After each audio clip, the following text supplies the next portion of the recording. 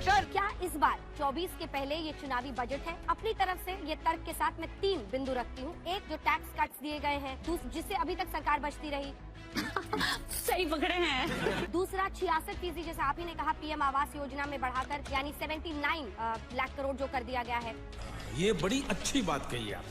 79,000 करोड़। दोस्तों, भाजपाइयों से सवाल करना दीवार में सिर मारने के बराबर है। ऐसा मैं क्यों कह रहा हूँ, आप ये इंटरव्यू देख लीजिए। इसी के साथ जो तीसरा है, मुफ्त अनाज योजना की स्कीम, जो अब 1 साल के लिए आगे बढ़ा दी गई है। क्या इसकी अभी भी जरूरत थी?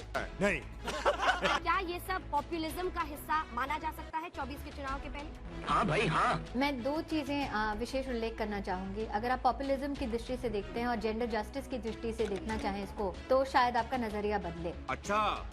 बहुत सारे रिसर्चेस इस बात पर किए गए हैं कि जब एक महिला के पास उसके अपने घर की चाबी होती है तो उसके खिलाफ घरेलू हिंसा की घटनाएं कम होती हैं। अरे कहना क्या चाहते हो? तो मैं अगर गरीब महिला के लिए घर बनता है या गरीब परिवार के लिए घर बनता है तो ये सिर्फ उसको गरीबी से उभारने का एक प्रयास नहीं है, कुछ भी, बल्कि उस महिला को एक सुरक्षित वातावरण में सम्मान सहित जीने का अधिकार देने का एक बहुत बड़ा कदम है। झूठ बोलो, बार बार झूठ बोलो। तो मैं दोबारा कहती हूँ आपसे, मात्र अर्थशास्त्र की दृष्टिकोण से न देखें, इसको मानवीय दृष्टि से देखें। अमृतकाल के बजट नव भारत के निर्माण के संकल्प को पूरा करने का बजट है। हाँ जी, तो अंजना ओम कश्यप जैसी गोदी एंकर कभी कभी सत्ता से सवाल करके लोगों को हैरान कर देती हैं, चौंका देती हैं। खैर, इन्होंने स्मृति ईरानी से सवाल किया कि मुफ्त अनाज 1 साल के लिए और पीएम आवास का बजट बढ़ाना 2024 का चुनावी लॉलीपॉप है क्या?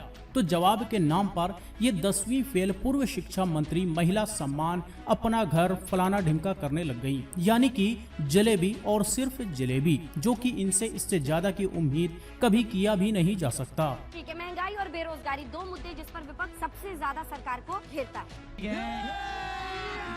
अभी मजा आएगा ना भिड़ो।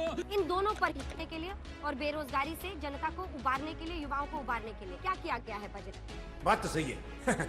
मैं 2-3 बातों पर आपका ध्यान आकृष्ट करूंगी। कैपिटल और इंफ्रास्ट्रक्चर स्पेंड का जब उल्लेख वित्त मंत्री जी ने किया और कहा कि 10 लाख करोड़ का व्यय भारत सरकार करेगी ताकि इंफ्रास्ट्रक्चर बने। झूठ है, झूठ है, झूठ है। तो इंफ्रास्ट्रक्चर के निर्माण की वजह से ही तो नौकरियां सामने आएंगी। नहीं। दूसरा, आपको एक छोटा सा उदाहरण देती हूँ। उन्होंने waste water management, grey water management, urban local bodies की बहुत बातें कही।